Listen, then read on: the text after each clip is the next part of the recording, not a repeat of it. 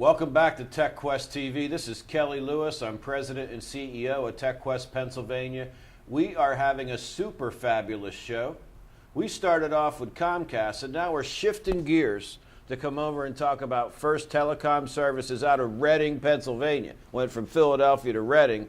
But we're talking, Dewyne, you are from the Poconos. Yes, I am. I'm from the Poconos. You're living in the Poconos. I love coming up to the Poconos. I was born and raised in East Stroudsburg. You live in Tobyhanna. You're my first guest from the Poconos. Where's the bells and whistles? Well, I'm glad to be your first guest, Kelly. Now, Dewyne Barnes, you work with First Telecom Services. Now, tell us about FTS. Well, FTS, First Telecom Services, we are a dark fiber provider of infrastructure for primarily for the commercial and... I got to stop you.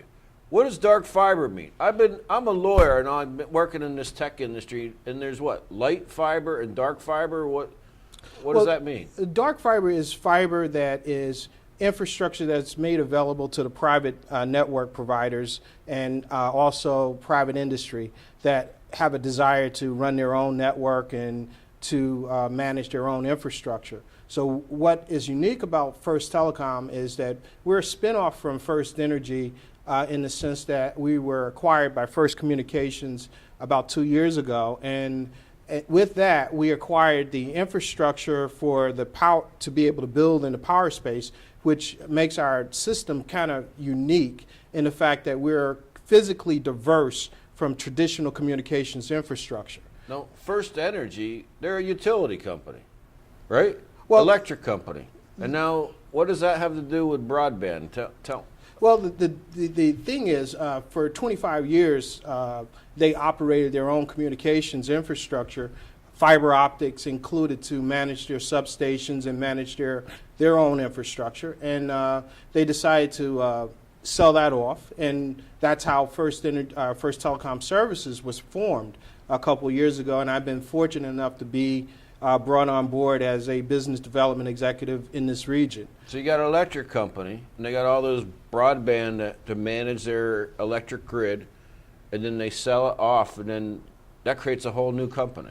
It's created a whole new company, and but what was good about that, we retain them as a client. And so we also maintain that infrastructure, and as the network is developed and the grid gets smarter, there will be additional deployment of fiber optic cables, and which gives us a chance to leverage that activity with the commercial activity, and also expand our footprint and our presence. We've started to penetrate the market by actually lighting some of the fibers, because you mentioned dark fiber versus lit fiber. So we do both. Lit transport, we are able to put in on a 1 gig, 2.5 gig, 5 gig, or 10 gig circuit, up to 40 gigs of bandwidth. I mean, if you look back a couple years ago, we were talking about milliseconds. Now we're talking about microseconds. I mean, it's about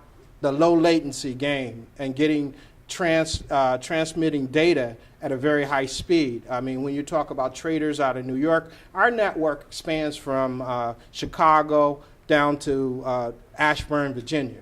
We've, as far as our transport, we're transporting data from New York to Buffalo so we can hit the Canadian markets. We're transporting out of New York to Chicago, and from New York down to DC and Ashburn, Virginia. We are in and located in some of the more densely populated areas as far as transporting data and going into the carrier hotel markets, so that, gives a person the ability to have a high-speed connectivity platform.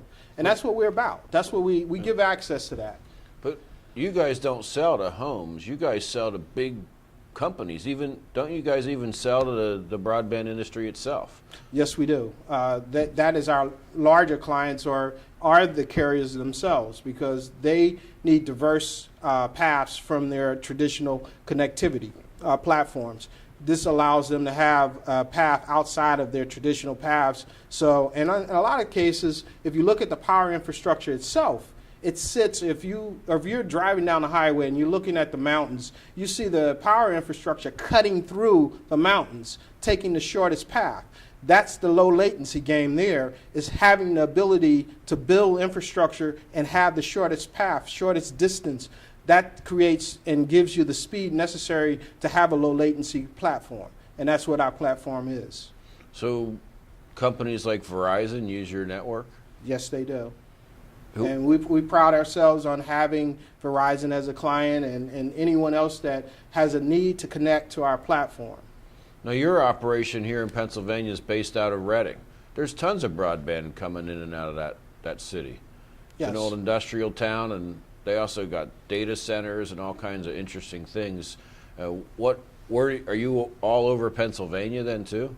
Well, actually, we have a business aligned partner, which is DirectLink, and we're housed with our network in Reading is housed in the DirectLink facility, which is the 911 facility for Pennsylvania.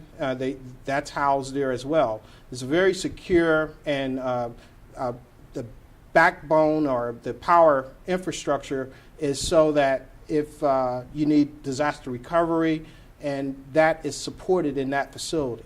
So, our traditional our power generation and the backup power to support the network is also available, and we have partners such as Sting, such as DirectLink, that we work with to penetrate the market. Well, that's actually, I wasn't aware you were there. I've been in that building several times. It's state-of-the-art everything. Yes, it is. And I've never seen such big pipe and stuff and power. That used to be part of the power industry. It was part of the GPU or the headquarters, actually. So, and so that gives itself or lends itself to being a very secure place and environment. And now with cloud computing, I know you're into that. I know you're into health IT and that type of, you're on the cutting edge. I mean, when we met in DC, and I was, hanging out there and talking about broadband, and you were doing the same thing. So we've been knowing each other about 2 years now. Absolutely. We met because broadband is so big, and what happens in D.C. impacts Pennsylvania, and Pennsylvania has a tremendous communications industry and billions of dollars every year getting invested into it. But I've just been fascinated about how First Energy sold this off, and all the other power companies in the same way. There's a ton of fiber, ton of opportunities to exponentially meet this growing demand. And I know you guys have been talking to me about the healthcare side, and that's a big pipe user. So how do you guys play in that? Do you sell directly to the hospitals, or do you work with companies like Sting to go out and do that? We do both. We're able to, and our capabilities are expanding where we're able to go after that market directly, but we often partner with Sting to penetrate those areas because they're there and they have a presence with that market. As we expand our network, we're looking to go into different areas, and obviously there's a lot with electronic medical records being part and being there's a focus there. So there's a marketplace, and what we want to do is aid the market. And if it means selling directly to a hospital, we will. Now we still have our bet.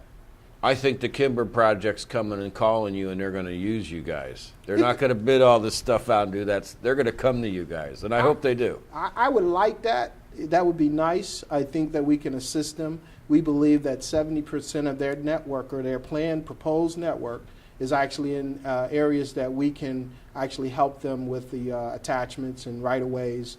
And that's our expertise. We build network. We build private network. We enjoy doing it.